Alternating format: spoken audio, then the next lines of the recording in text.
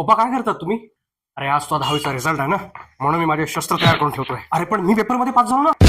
हे नाही, हा हे बघा.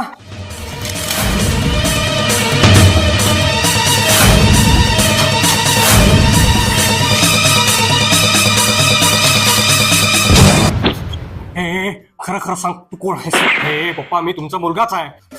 हे नाही नाही, तू माझा पोरगा होऊ शकत नाहीस. तू माझा पोरगा लपवलेला आहेस. तू डुप्लिकेट आहेस. माझा ओरिजिनल पोरगा कुठे आहे सांग. अरे पहिल्यांदा पास झालो म्हणून का असं बोलणार आहे का तुम्ही? अरे बालवाडीपासून मी माझ्या पोराला पाहतोय. अरे तो कधी पासच झाला नाही. कितीतरी डोकसा आपटू मी त्याला बोर्डाच्या परीक्षेमध्ये बसवलो आणि तो पहिल्याच ह्याच्यामध्ये पास झाला. नाही, असं होऊ शकत नाही. माझ्या पोरावर माझा पूर्ण विश्वास आहे. अरे खरं खरं सांग, कुठाला पोलायस तू त्याला? खरं खरं सांग, नाही तर आत्ताच्या आता तुला पोलीस स्टेशनमध्ये देईन मी. कुठला पोलायस? अरे काय करता पप्पा, तुमचाच मुलगा आहे ना मी. मला पोरावा द्या की तू माझाच पोरगा आहेस व्हा म्हणून. तुमचा आणि माझा चेहरा सेमच दिसते ना. हे सगळा काय नाही, पुरावा पाहिजे, एव्हिडन्स मला हवाय.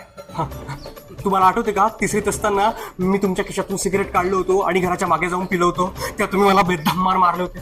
आठवलं? अरे ते तर पूर्ण मोहल्ल्यालाच माहिती आहे. असं सांग की फक्त तुला नाही, मलाच माहिती आहे.